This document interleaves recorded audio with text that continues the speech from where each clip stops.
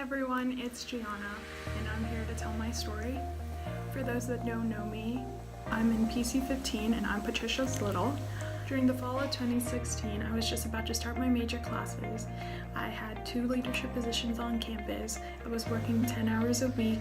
I was on the co-op search, and I was also preparing to study abroad the following summer.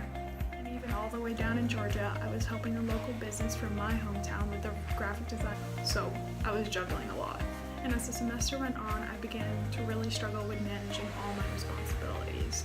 For those that may remember, the concert that year was a huge mess, and as a concert chair, a lot of my time was devoted to get everything back on track. Soon it became quite clear this was especially true during finals week. If it weren't for the support and guidance from some of my closest friends in Alpha Gam, despite otherwise convincing evidence, I began to feel like I was not accomplishing anything. I felt like a fraud, an imposter. At first, I thought it was just a natural reaction to the stressful environment that I was in.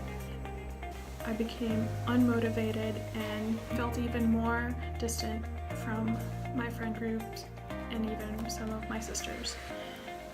It was also during this time that I became convinced that I was bound to fail all my classes and lost any interest in studying for my exams. During this time, I relied heavily on those around me, like Patricia, my babe, Tiara, my roommate, and even Pallavi, an older sister who had mentored me through my freshman year. When winter break came around and I was back home in New Jersey, those around me expected that I would feel better having sat through all my exams and successfully finishing them.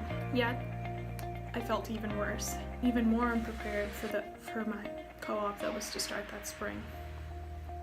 Nevertheless, I went to my co-op in Indiana and lasted all of 2 weeks before my parents made the decision to bring me home. At that time, my mental health had completely deteriorated, and despite the continued support that I received from friends, family, and sisters, I began to have extreme thoughts on how I escape. When I got home, what followed was months and months of therapy, medication, and even a stint in the emergency room. It wasn't until July, following a month-long intensive outpatient program, that I started to feel like myself again.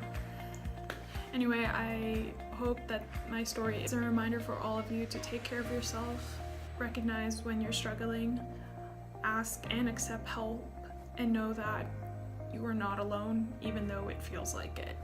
Even now, as I live 800 miles away, I am forever grateful for the friendships that I've made during my short time at Georgia Tech. I am so glad for the opportunities and the inspiration that Alpha Gam has given me. I joined the sorority because I was inspired by the women that I saw there, and I continue to be inspired by all of you.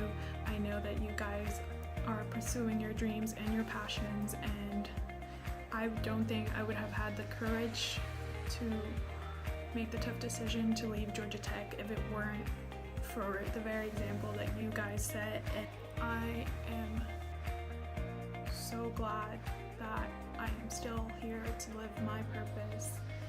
And really, if you have any questions or if there's anything that I can help with, whether it be mental health or running an online business, don't hesitate to talk to me, and really just talk to someone. It makes a huge difference. I am so glad for the hour-long live chats and FaceTime calls that I get to still have with Patricia, Sierra, Tori, and everyone else. I continue to send their love and support through social media. So thank you for letting me share my story, and I hope to see you guys soon.